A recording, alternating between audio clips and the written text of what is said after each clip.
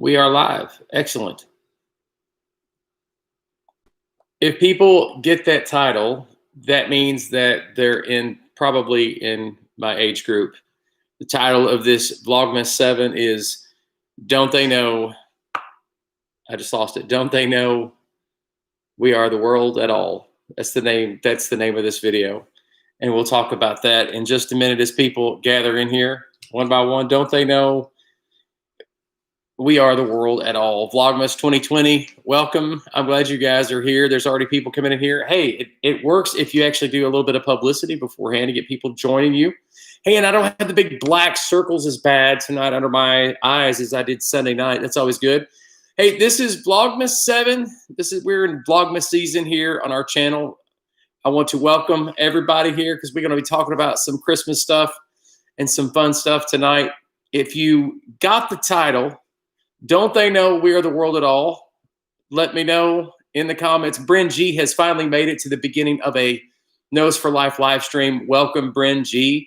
And guys, this live stream is only as fun as your comments. I'm telling you, you won't be able to hang with me for an hour in here unless you're the one doing the talking. I'm telling you. Juan Thomas says hello. Always good to see Juan Thomas, the original Santa Claus of the West Coast. He is the Santa Claus. You know, it occurs to me that Juan joining us out here, he's joining us at like 6:30 in the afternoon. This is like supper time for him. So welcome to Buster Tim is in the house. Hello, Buster Tim. It has been a while. Good to see you, Buster. Good to see you. Always good to see you. Welcome. Come on in. Come on in. We've got a lot to talk about, including Christmas pop culture. Now, I'm going to give you guys a few seconds to think about this. I can't make you not Google this question and answer.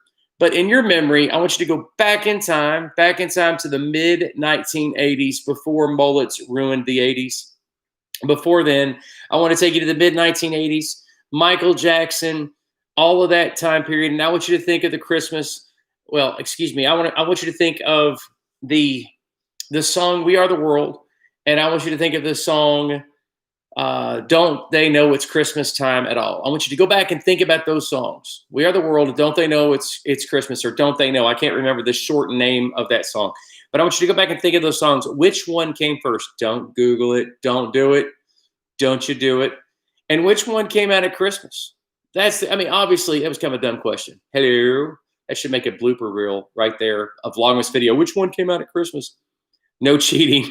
Carolyn writes, no cheating.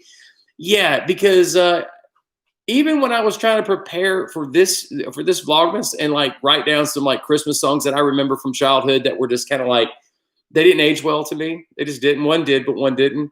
I was wrong in my head about the way that these songs went down. Bryn G says, we are the world. Mom, Violet Johnson, always welcome here. I called you earlier today, Mom. It's Christmas time. Why didn't you answer your phone? Hello. Hello. Anyway. But so We Are the World, We Are the World. No, We Are the World did not come out at Christmas. If I'm not mistaken, it came out in January, like January 28th. The actual Christmas song was the Brit version, which was the first version. We Are the World wasn't the first version.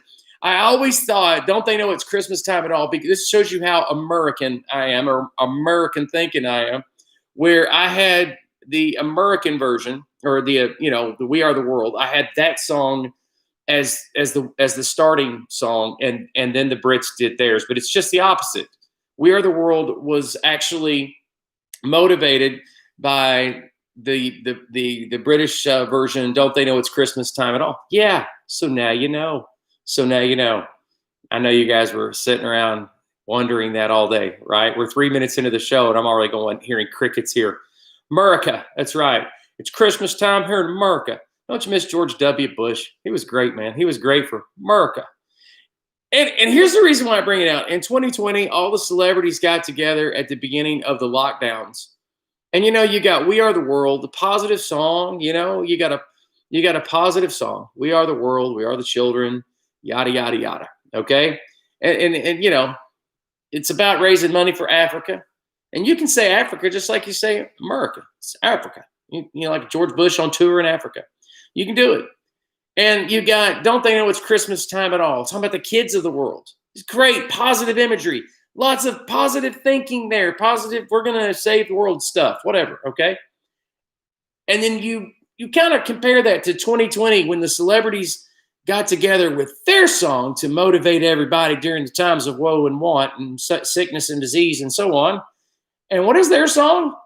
John Lennon's Imagine, in which the first line of the song is Imagine there's no heaven. I'm just saying, there could have been just a little bit of thought behind Wonder Woman's celebrity get-together sing-along. You know who I'm talking about, Wonder Woman? How do you say her last name? Gabot. How do you say her name, Wonder Woman? Because we both like her. She's a great actress.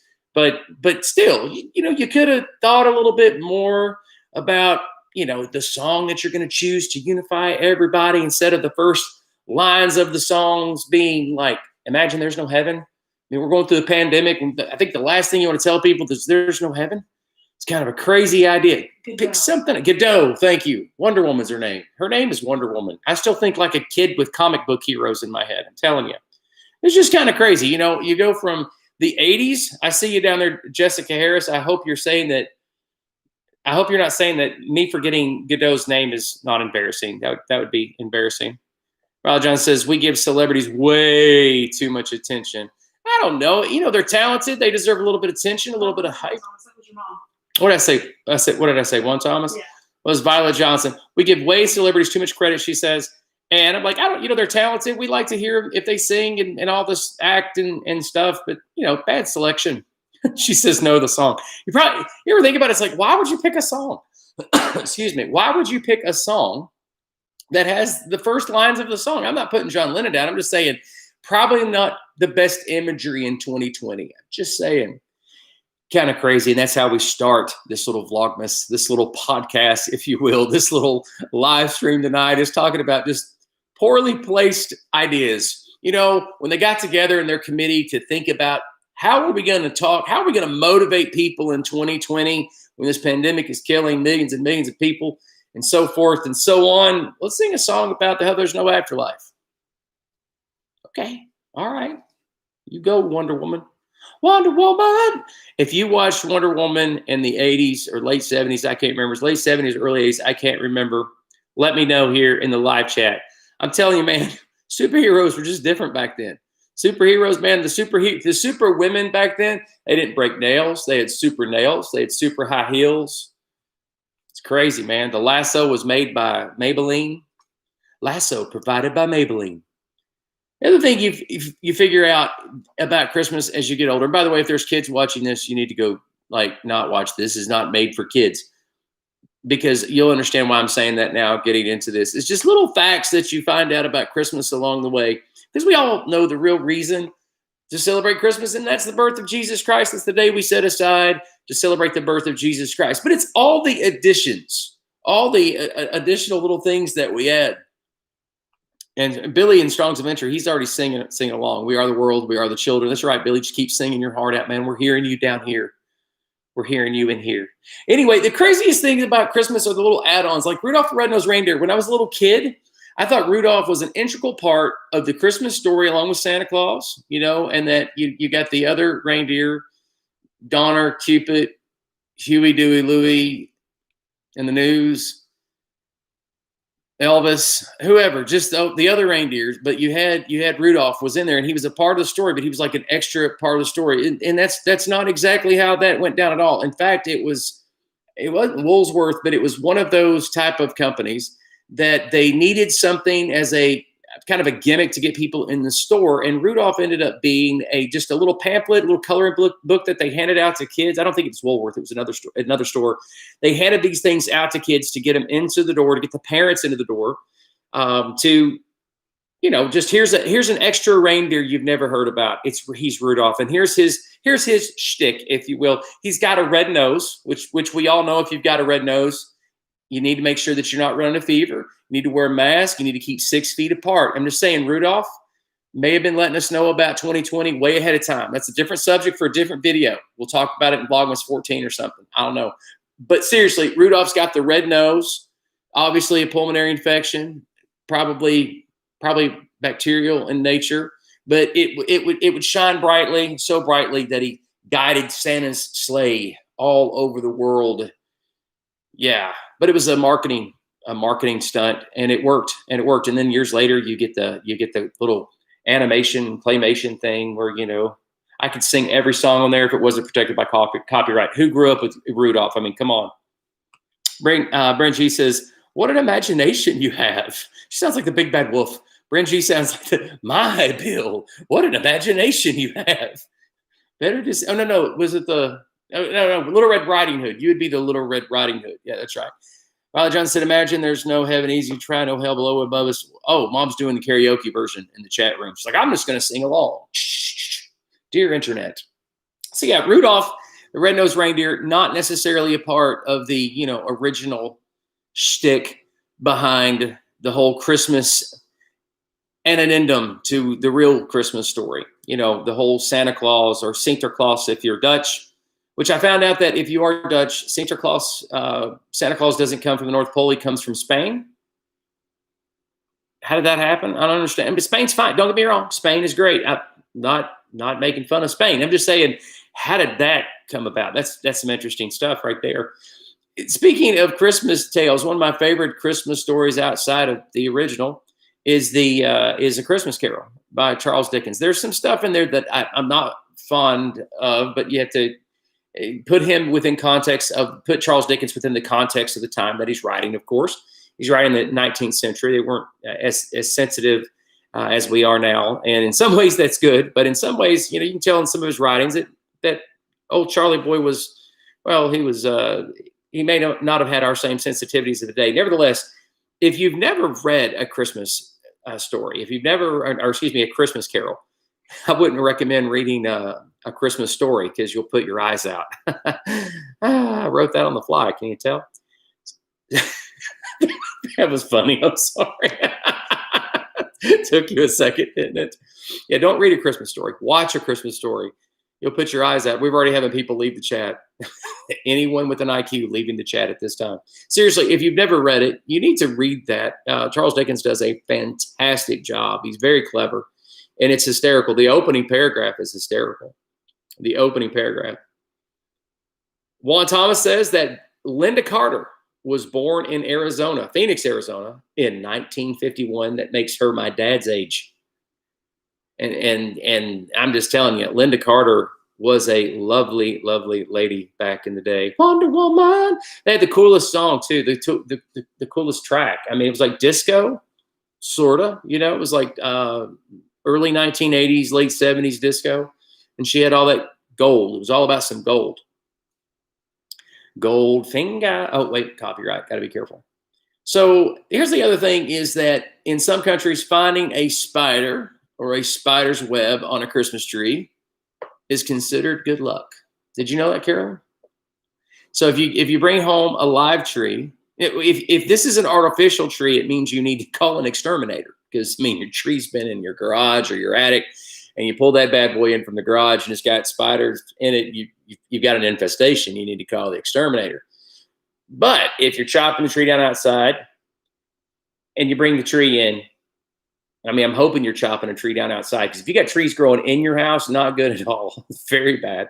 But if you've got, I'm just full of dad humor tonight. What are you going to do? It's like the 7th Vlogmas. We're getting there. Come on, one step at a time.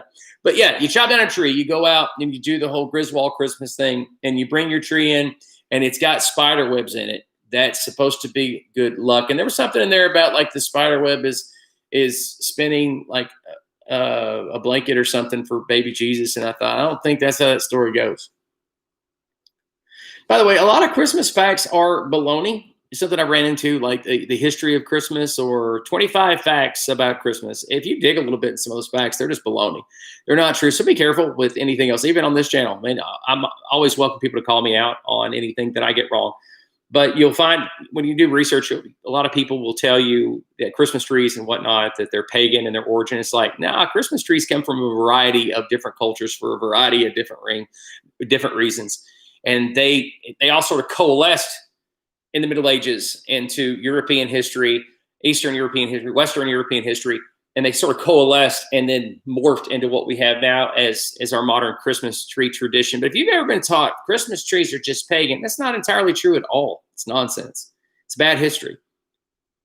So a lot of Christmas facts, not just that, but a lot of other ones too, are just silly. They're not necessarily. It's not that they're not true, but they're not all the way true. And it's how you get. It's what I call. It's how you get bad history.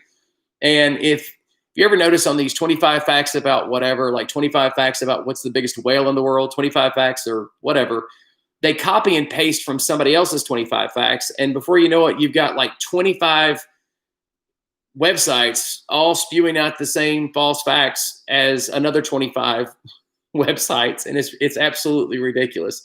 So but we're never going to check though. Are we really? If you're going to read like BuzzFeed, they'll release something, 30 facts about the Model T, and you're flipping through there one thing at a time, having to watch the little pop-up commercials every time just because you saw a picture of Brad Pitt or something in there. So you're flipping through. Are you really going to go look and see if their facts are right? No, you're not. Probably not. It's like in my videos, I used to put 50 links in all of my videos, making sure people knew I looked all this stuff up. I took the time until I realized nobody is looking at these links. Nobody. I think I had one person recently, a few months ago, I'm so glad you put links in your videos. And I so bad wanted to respond. I don't do that anymore like we used to. I'll put one or two sometimes, but I'm like, I don't do that anymore. You can Google this as easy as I can put a link in it. It's all good.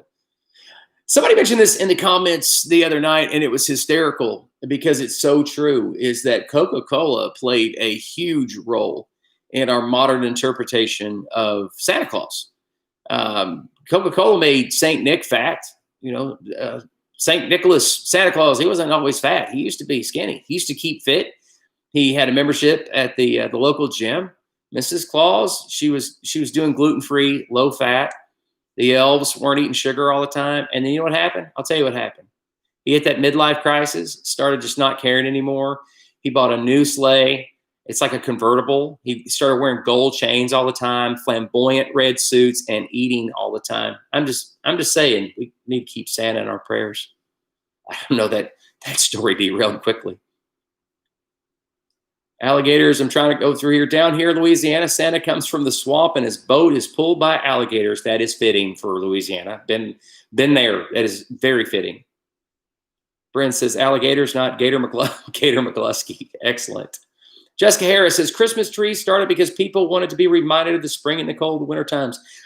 I suspect that is most often the case, as that tradition from various parts of Europe, Eastern Europe, Western Europe, that it evolved.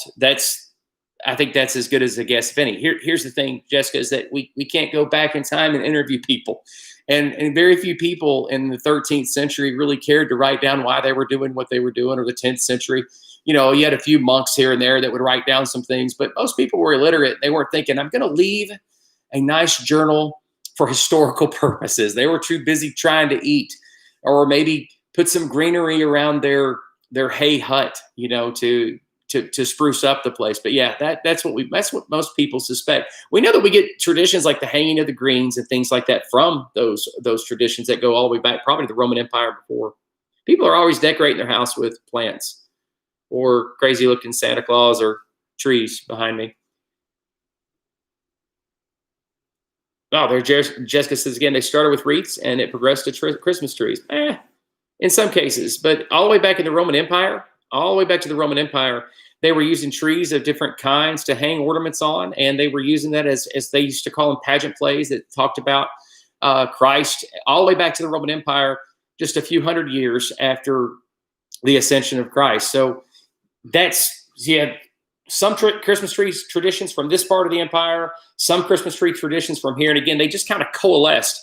But there isn't like one set way that we can say that Christmas trees came from this time and this region, and this is how it happened, because we see Christmas trees of various forms all over the place, at least what we call Christmas trees.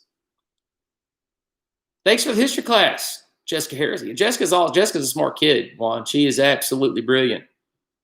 Billy Strong's Adventure says, I think you need to get a copy of Cajun Night Before Christmas and read that as a live. That would be funny. I'll write that down. Cajun Live Christmas. I was actually going to read excerpts from Charles Dickens for a Vlogmas, and but do it as a redneck, instead of it, a Christmas Carol, be like a Christmas Jam or a Christmas Jubilee or something. But I can't get my head around that yet. It's a lot of reading. Violet Johnson says Brad Pitt is a fact. Yes, he is. Violet John says he was skinny when Coke was in Coke. I get your humor, Mom. I get your humor. Juan Thomas says, Violet Johnson, are you saying Brad is the Pitts? Uh-oh. And Jessica Harris is still saying embarrassing. Now she's probably like, stop, Bill, you're embarrassing me. Mark Sedgwick, we call him Boston Mark. He's in the house. Nuh-uh, don't you dare tell us about 9 reindeer pulling a Chevy Corvette body sled. Santa with unbuttoned coat with a hairy chest and gangsta gold chain. Midlife crisis Santa coming soon to theaters near you. Oh, wait, Mel Gibson just played that, right? Yeah, did you hear about that? Mel Gibson's got I like Mel. He's crazy. I don't agree with him. Probably needs help most of the time. But he's got a Santa movie out that's supposed to be like an interesting economic take on Santa Claus. I'm hearing it's good. I'm hearing good stuff about it. I'm hearing some pretty good stuff. So yeah, Coca-Cola did change. There are things that happen all the time that sort of change our perception of Christmas, or the way we participate in Christmas. People have participated in Christmas differently. Like in the Revolutionary War, it was still illegal in America to celebrate Christmas. And we have old Queen Victoria. I call her Queen Vicky. She's one of my favorite monarchs of Europe. But Queen Victoria, we have her and her husband to thank for kind of celebrating Christmas up into the 19th century, the way that we did it around to the mid 1800s, 1860s, 1870s. But in World War II, or prior to World War II, just after or during the Great Depression, leading up into World War II, and I said this the other night, the Roosevelt administration had a lot to do with some of our favorite movies, the way some of our favorite movies portray Christmas, as far as like the best shopping day of the year. Thanksgiving was shuffled around the calendar so that the best shopping day, the day after Thanksgiving, would be closer to Christmas and people would be more apt to shop. So we have some of that flow of when to put your Christmas lights up and when people take them down. Some of that's kind of boxed in. No pun intended, boxed in. Some of that kind of comes with the war boom. I will say this about Christmas lights. I see a lot more people this year putting out their Christmas lights more now than I have in the past few years. That's kind of nice. And I've really enjoyed watching that, because there for a while it looked like everybody was just kind of giving up on Christmas. They were just like, don't worry about it. I think this year everybody's like, I am celebrating Christmas. I'm going to be Clark W. Griswold. I'm going to put every light that I know about out here on the tree. They have nothing better to do, Carolyn said. They don't have anything better to do. So, you're seeing like Las Vegas. It's like Las Vegas around Harrisonburg. In the past few years, that's sort of disappointed. When we first moved to Virginia, I noticed people just didn't, put as many Christmas lights up. But this year, it's like we're going all out. Everybody's thinking we are going all out into Christmas. It's kind of fun, though, and I've really enjoyed that. Just driving around Harrisonburg and seeing what everybody's doing this year on our strip here. Our strip. I said Vegas. On our strip, on our streets, a lot of people that are putting up lights and things like that. We have a video that we put out last year. 10 crazy facts about Christmas lights, and you need to check that out. It's pretty interesting. If you don't know anything about the progression of Christmas lights, it's really interesting. And so give that a check. And for people that are watching this in the future, we have like 3 or 4 times as many people watch this after the fact. So I'll put one of those little cards in the top corner of the screen, and you guys can, if you want to click over and watch that. It's really interesting about Christmas lights and how they evolved over the years. We went to LED on the tree behind you there, which you can't really see it with this camera, but it was the best decision we ever made. They're reliable. They're working good. Mark says, Mel Gibson Christmas movie this year. I'm not keeping up with Hollywood. They are stinkers. That's a nice, polite word of saying it. They're stinkers going broke too. We talked about that Monday or Sunday night. We talked about movies in Hollywood. I think the only thing I've watched that's been halfway entertaining lately is I watched a movie called Mank on Netflix, which is sort of it's about the guy. I said this the other night, but it's about the guy that helped write the screenplay to Citizen Kane. It's slow, but it's a well-made movie. Any other time outside of 2020, I probably wouldn't watch more than the first 10 minutes of it. But because it's 2020, there's nothing else to just watch and be entertained or whatever. Billy at Strong's Adventure says, "Oh, it would be lots more fun trying to see you get through those words. I can hardly say some of them." Mark says, "Christmas this year is so needed because it's a touchstone for so many wanting things to go back to normal." And here's the thing, and not to be a Debbie Downer, but I don't know, normal. I don't know what normal is. I guess normal is when you can get up and not have to wear a mask to Walmart, right? I guess mask is when you can go out to eat, work hard, and enjoy the fruit of your labor without the restrictions. I guess that's what we're calling normal. And the best thing that I could tell anybody right now, especially as a pastor, is to say what I say to our members of church all the time. And that's that God is the same during seasons and moments like this as he is during the good times. He is still excellent. He is still awesome. And I realize that even though I love joking around with you guys, one of my favorite things to do is just hanging out and just talking. But I realize that for many people right now, including some people that are probably watching this video either now or in the future, they've either lost relatives or it's just been a disastrous year. Mental health this year is something that, just a lot of people I'm talking to are struggling with mental health issues right now. And my heart breaks for all of you who are struggling in any facet. I don't know of anybody who's not having a difficult time in 2020. And I think somebody popped me in the comments of one of my videos when I said, it was a live stream back in March, and I said, hey, we're all in this together. And somebody had to be, I don't think they were being mean. They were just trying to make a political point. Because I said, we're all in this together. And they were like, no, we're not really all in this together. Yeah, well, for those of you who have been watching our videos all year, we're in this together. We're in this together, which means it may be affecting you differently than it's affecting somebody else. It may be affecting me differently than it's affecting you. But one thing's for sure, it's affecting all of us. So in that regard, we're in it together, and we're going to get through. We're going to get through this together. It's not going to last forever. And I don't care how much, if all you're getting is the same news every single day telling you how terrible things are and how if this person didn't get elected or if this person did get elected, how terrible things are, then that's all you can expect.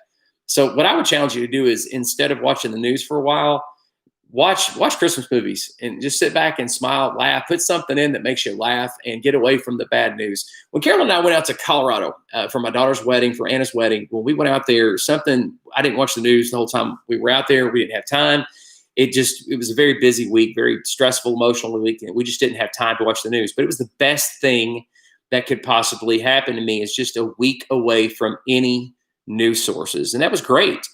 Just get away from election news, get away from, news related to 2020 and pandemic stuff, all that stuff.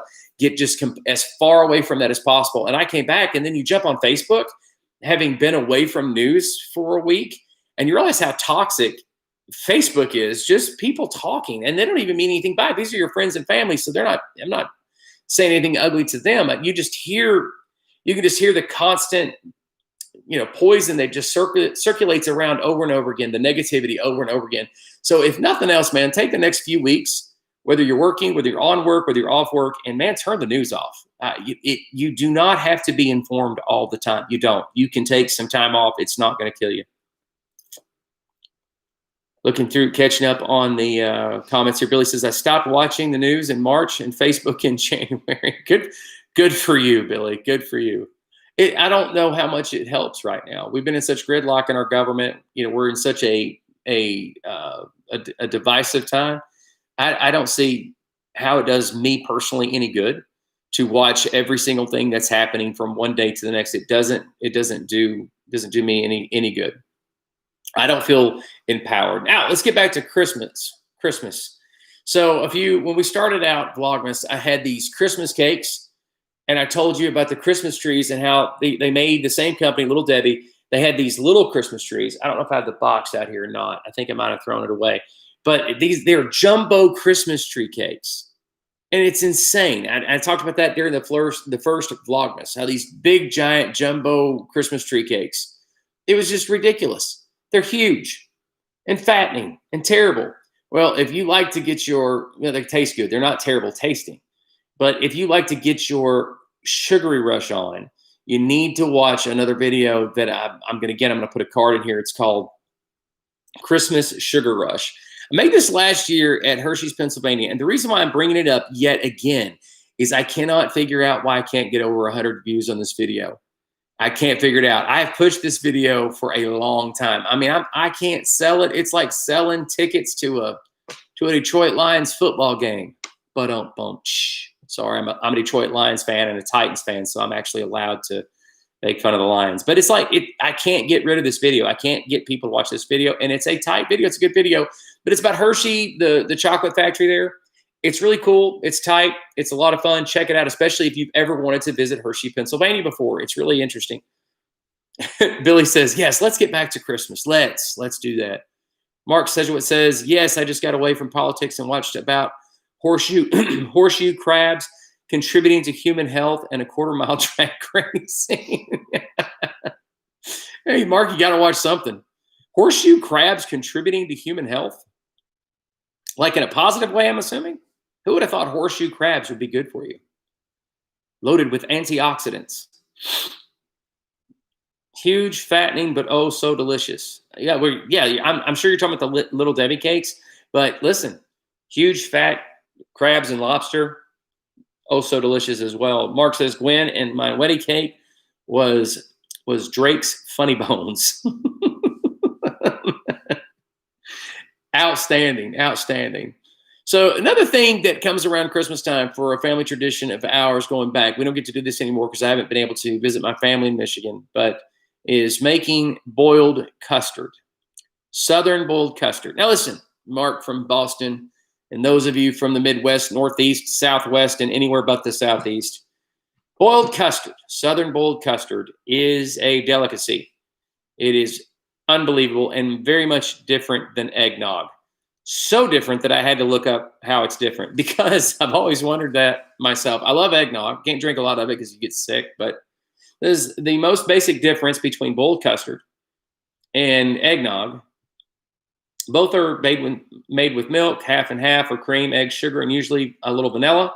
But eggnog is very fluid and creamy because it hasn't been heated.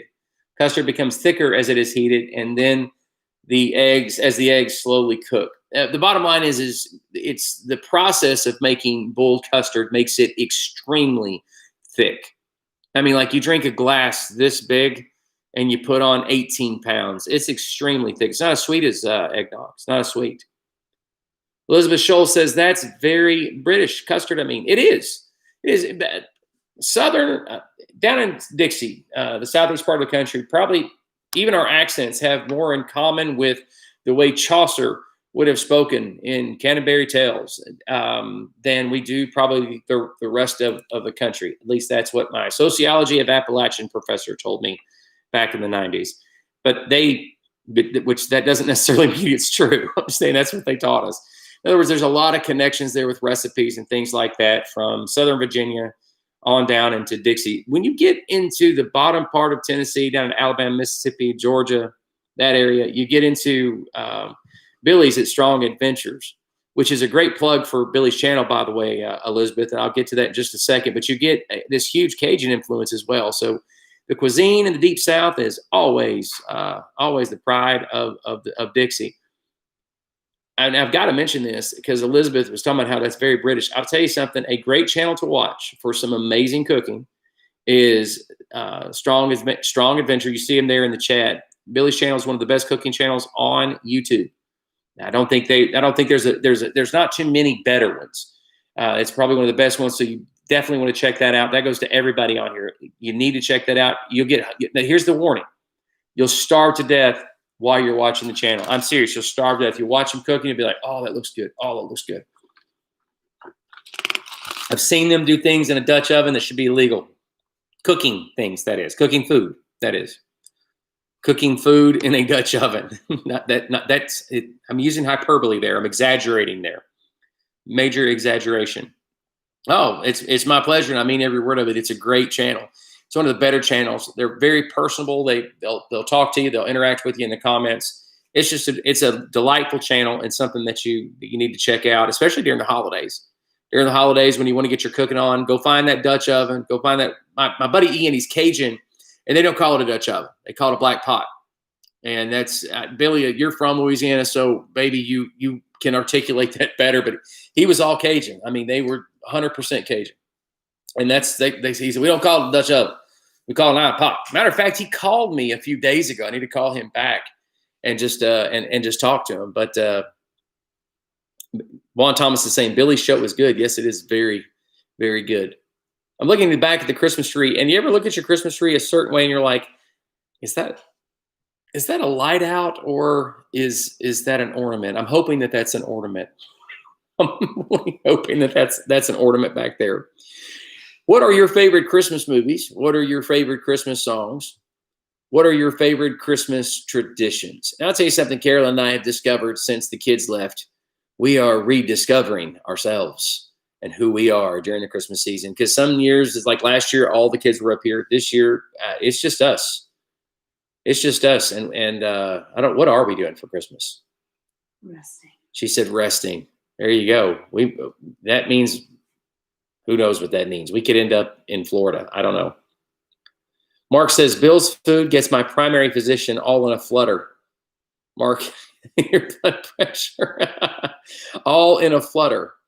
I thought you were going to do a night before Christmas kind of thing there, Mark, where it was all in a flutter with butter. I was waiting for that to happen. By the way, if you're ever in Pigeon Forge, and if you don't know where Pigeon Forge is, my goodness, I don't know how this much time has elapsed in the past 30 years and you don't know where Dolly Parton's Dolly World is or Dollywood is.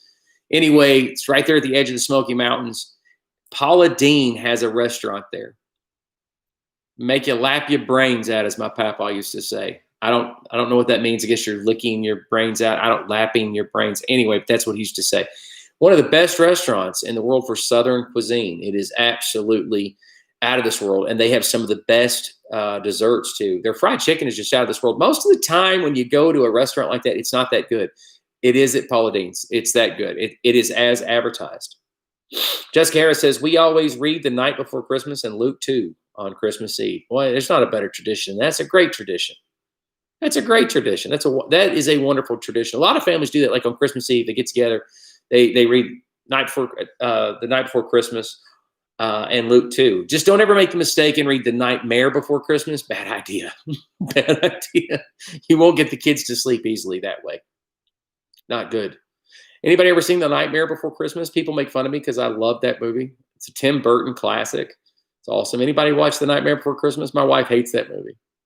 She has the movie Grinch, How the Grinch Stole Christmas memorized. She has the whole thing memorized. I mean, seriously, if it starts, she could just start at the very beginning when Sir Anthony Hopkins, he's been knighted, he's been knighted like Elton John. He's Anthony Hopkins.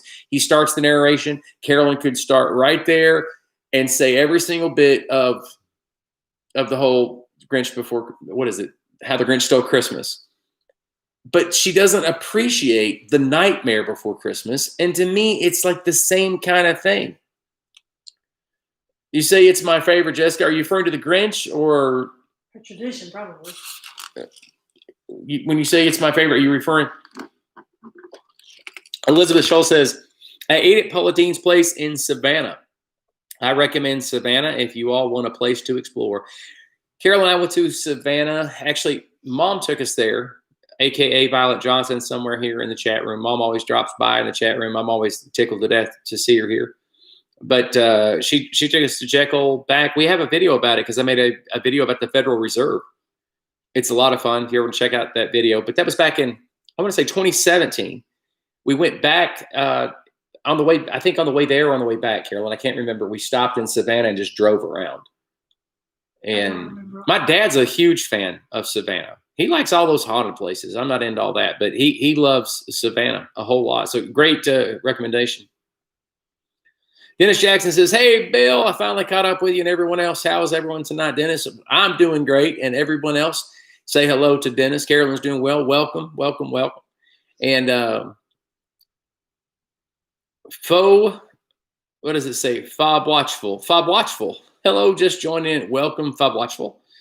Good to see you here. Jessica's talking about The Nightmare Before Christmas, her favorite. It's awesome. I'd sing it, but copyright, they'll stop me.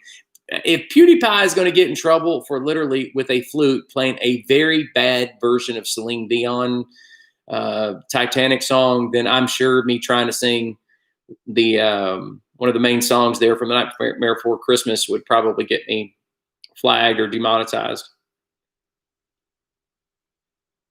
It says, Dennis Jack says, I have, and we've eaten at the island. It was okay, but not great. That's Pigeon Forge. But we somehow The island. The island at Pigeon Forge. Paula Dean's is great. I've not eaten anywhere else on there at that location other than Paula Dean's. Jimmy Buffett's got a restaurant there. You know, it's just hard for me to be in the mountains and eat at Jimmy Buffett. It's called Margaritaville. I'm sure you get it if you're my age and older. But if you know, it's Margaritaville, and you know, you cheeseburger in paradise, yada yada. But it's like you're in the mountains. You know, I just can't get into it. I'm sorry. You ate at Paula Dean. Dennis said it was at Paula Dean's. We liked it. Yeah, but you know, I will say this, Dennis, if you grew up like we did, where you have the traditional fried chicken, the Southern fried chicken, and white half brown or green beans cooked with fatback all day long, cat head biscuits and fried okra and fried green tomatoes, and that's how you grew up, then going to Paula Dean's, really, I mean, it's just like mama made, you know. It's just, I mean, it's just like grandma made, it's mama made. It's not that, you know, it's not that big of a deal. But a lot of people have lost touch on how to cook that way. And I can see that getting a lot more so as time goes on. I was watching this time traveling show, and I was thinking this might be pretty good, but they were portraying this dystopian future where, like, in the future we don't eat cows and we're all vegetarians and blah, blah, blah. And I'm like, no wonder everybody annihilated each other in their future. You ain't eating any good food. What's wrong with you people? No fatback, no, you know, come on now. No pork chops, no Southern fried chicken. Mark says, that's strong. It's delicious, dude. My PCP is a worried wart. Yeah, I would tell you, your primary care physician will worry if you eat Paula Dean's food all day long. That's true. Elizabeth Scholl says the mashed potatoes were the best. I imagine I don't want to look at the calories. No. I'm sure you wouldn't want to. I mean, Paula Deen adds butter to butter. If Paula Deen deep fries butter, cooks it in lard, and then serves it with butter sauce. I mean, that's the kind of butter we're talking about here. My buddy Stacy Cope, he took us to Paula Deen's when we were down there, I'm going to say last February. And Carol and I were very sick last February, which is weird. We were sick for 5 weeks.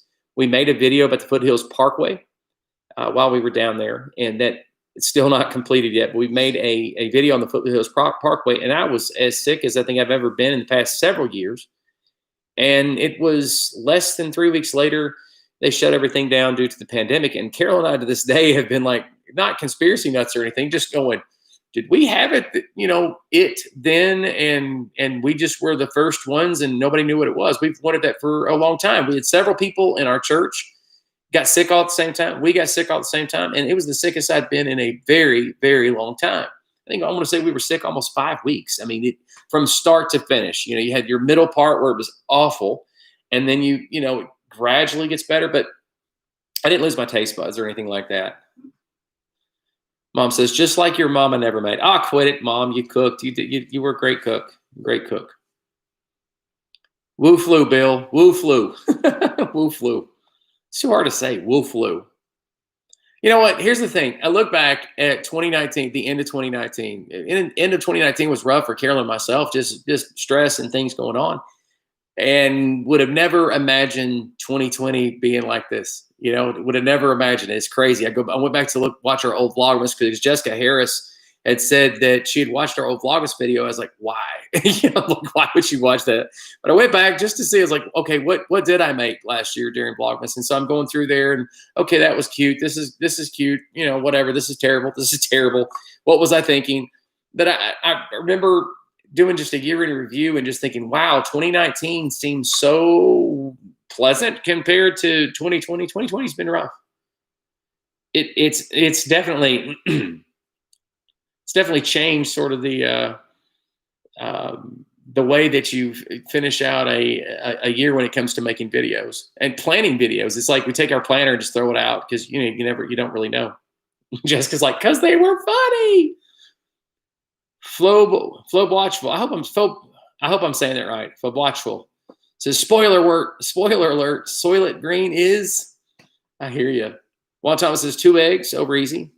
2 tamales is what I eat for Christmas breakfast. Oh, wow, that sounds good. Because those are real tamales, Juan. Real tamales. We don't know what those are out here, Juan. I know. Carolyn knows. My mom. We know what they are. People out here on the East Coast, they don't get it. That real. It's a whole different experience. It's a whole different experience. Pozzoli homemade for lunch. So good. That sounds excellent. That sounds excellent. Man, that sounds wonderful, actually. Now, my oldest daughter, Anna, she took us to a restaurant there in Colorado. It was okay. It was okay. And I hope she's not watching because I don't want her feelings, but it wasn't what Carol and I were hoping that it would be. But it was still a great time to be with them. I'm going to hurt her feelings. She's going to get upset now. By the way, it's official. She went ahead and went public with this. My oldest daughter is pregnant. Anna is with child. So she made it Facebook official. So I can go ahead and tell people here on YouTube, Anna's pregnant. She's got a bun in the oven. So I'm going to be a grandfather. That's crazy. Happy New Year. So if you remember that video where I was make this video where I'm like, we're going out west and we do the whole thing. And you guys know that Anna and I were hamming it up about, we had the screen up and I'm videoing myself talking to Anna. It's like, I'm getting married. And because I had said earlier, what else could go wrong in 2020 or crazy or whatever. And then Anna's like, we're getting married. And it was supposed to be like a little shtick. Like what else could possibly happen in 2020? Well, we get to Colorado and find out, hey, you're going to be grandfather. So 2020, it's fantastic. 2020 is like playing cards where every other card is a joker. Hey, that's mine. I'm going to write that down. Elizabeth Scholl says you have to choose your grandparent names. I'm not a mammal. That's the same mammal. I'm Papa. And yeah, Carolyn was all over that. Mama and Papa. That's what we love. Those are the names that we're picking. Juan says, sorry to hear that, Mark. I must have missed that, but we got a dog. I missed that. Oh, yeah. I remember that from earlier this year, Mark, about losing your job. And by the way, I'm very sorry. I didn't see that comment, Mark. No help. Jeep, moon, roof, leaking, neighbors, tree fell in the shed. Oh, 2020, Mark. 2020. You just got to keep looking at it going, hey, 2020. It's all good. It's all good. Next year, I believe for a lot. I think 2021 is going to be a lot better. I think it's going to start out kind of slow, but it's going to end. I think it's going to end a lot better than individually. Now, as far as the junk on the news and stuff, turn the news off. That's what I highly recommend. Turn the news off. Elizabeth Scholl says, I became granny 2 years ago. So you wanted to be granny. That's wonderful. Congratulations to you too, 2 years in advance. Mark says, Bill, you're officially old now, Grandpa. Hey, man, look at this thing. You see this? And I refuse to diet. I know there's some guys out there my age, they're hitting that midlife crisis thing, the kids, empty nesting, and then they start all the dying stuff and whatever. Nah, I'm going to become old and age like a fine wine. I don't know why it had to be Italian there at the end. Was that Italian? I don't know. Somebody help me in the comments. Congrats to her. We have 5, brother. I know Dennis like, hey, you're rolling. You're rolling. Yeah, I mean, it's life. I'm excited. It means I made it, because when I was younger, you knew me when I was younger, Dennis, the jury was out if I was ever going to be a grandfather, because some people would have predicted me in a ditch somewhere. So I feel, praise God, that I made it.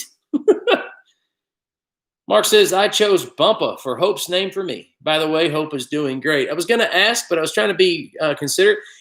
Those of you guys that don't know, Mark, his grandchild has just had a difficult time. I won't go into detail in here, but came through. The doctor said child couldn't make it, shouldn't make it, but man, she did. God intervened, and this kid is just still there kicking. She's still doing great. So Mark, that is awesome. So you are Bumpa. I've never heard that as a grandparent name, and I like it. That is so unique. Bumpa. You don't add anything to that. It's not like, is it Bumpa Mark? Because don't make that child say that last name. She's too young, Mark. She's too young. Don't make her say that last name. That last name almost killed me last year. I had nightmares when I was going to say that at the church. It's like, how am I going to say this the right way? I'm just kidding, man. Violet Johnson said, Carolyn is Mama Marion. That's right. Juan, God really does work wonders. I totally agree. And God is good all the time. All the time, God is good. And that, if I could take anything out of 2020, And I'm actually preaching a little bit this Sunday. If you guys want to jump over on Facebook and watch the live stream, you guys know I'm a very lively kind of preacher. But I'll tell you something, is that one of the things about the testing of Job is that learning God is God through adversity, through the terrible times, the draconian, awful times. And he's God in the good times. And resting in him and going, he's got a plan. He's got a plan. The plan doesn't always make sense because we have such a little capacity for understanding that the plan does not always make sense. Our perception is very, very limited, but God sees everything. And so his perception is grand. And sometimes it's not the best advice to give somebody if they're going through the suffering. You know, you look at him and say, bless your heart, pumpkin. God has a plan. And that's not a whole lot of, it doesn't always make it better. So it's not always the right thing today. So sometimes when somebody's suffering, the best thing to do is just to cry with them and, just to listen. So I'm not trying to say that is a cure-all sentence to tell everybody, but it's truth. It's truth, is to understand that God is still in control. And there's something so warm knowing that the creator of the heavens and the universe, not only does he know you by name, the Bible says that he knows every single hair or lack thereof that is on your head. He knows everything about you and he's in control. And that's the best thing in the whole world to think of is that God's got this thing. He's got it. An old friend of mine who's a minister now used to say, we win because God wins. So we win. It doesn't matter what the outcome is. It doesn't matter what the situation is. I love that aspect. We win. We win. Those of us who are reconciled to God through Jesus Christ, we win. It doesn't matter how this life turns out. We win. That's the best. Every now and then you just have to rest in that. And, and I do it all the time, man. Things can look like they're just falling apart at the seams. Like, I don't know how I'm going to get out of this mess. This is awful. And then I just have to stop and go, you know what? We win. And God's in complete control. If I were going to tell you to focus on anything this Christmas, it would be on the fact that the reason why the birth of Christ is so awesome is he wasn't born to the Pharaoh's family. Christ wasn't born to Pharaoh's family. He wasn't born to Caesar's family. He was born in the humblest of means. He can identify with you.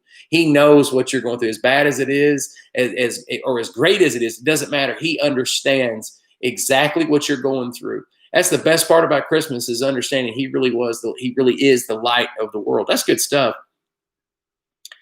Juan Thomas says, giving one your ear is the best thing you can give someone. It opens their heart and soul. Man, I have learned that, Juan, especially as a minister, is be quiet, stupid. That's what I tell myself sometimes. Just be quiet. Just be quiet. Somebody goes to share their heart.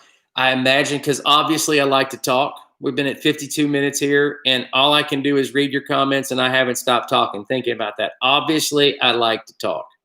So that what is usually your blessing can also be a detriment, right? And so I have to imagine when somebody is sharing something, especially something so tender or they're heartbroken, as I imagine duct tape going over my mouth. I'm serious. I don't mean that in a mean way, but I'm just saying, shut up, Bill, is what I tell myself all the time. Just be quiet. Let them talk. Don't say a word. And it's so important. It's just important. Mark's like, absolutely, preach it, Mr. Marion. Just be quiet and let them talk. Let them vent. Let them write. Sometimes all you can do is just read something and go, I'm sorry. I do understand. And sometimes you don't understand. Sometimes I have talked to people, the pain is so great, and I know it's so great, and I don't identify with what they're going through. Or I say, I can't imagine. I cannot imagine. And all I can do is just sit there and try to ask questions as best I can so they can flesh out the issues. And so in this season, there's no doubt that many people right now, and you may be one of them, whether it's right now in the live stream, I think we've had anywhere between 13, 16, 17 people in here. And some of you may be really going through severe depression during the season, anxiety. Maybe you've had somebody that's a family member, a friend that's passed from COVID-19.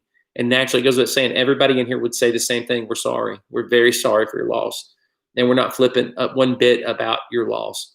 And I would say everybody in here has a different opinion about how to proceed with the situation that we're going through. Everybody has a different opinion, but I don't think anybody in here would not say, wow, that's terrible. It'd take a real narcissist not to say, man, that we're very sorry for what you've gone through this year. But the good news is, as Mom just wrote, we do win. It takes some time. It takes some time, but we do win. Juan said, you learn more by opening your ears and keeping one's mouth. Yeah, opening your ears and keeping your mouth closed. Oh, Oy vey, that's the truth. That is definitely the truth. You know, most of what's gotten me in trouble my entire life, this is true, is the same thing that blesses me now is my mouth. I always have to keep an eye, and I'm glad I have two of them on my mouth, and I have to and have to close my mouth and listen to what other people say, because God's blessed me with the ability to most of the time, if I'm doing a vlogmas like this and I'm just kind of hanging out, yeah, I'm stuttering all over the place and blah blah. But you know, most of the time I can put a sentence or two together and enjoy it. But it's also the biggest hang up of mine is saying the wrong thing at the wrong time or being offensive and not even meaning to. I don't know if anybody else in here is like that, but sometimes I have said throughout my life, have said the worst things at the worst possible times and not even meant to, just being insensitive.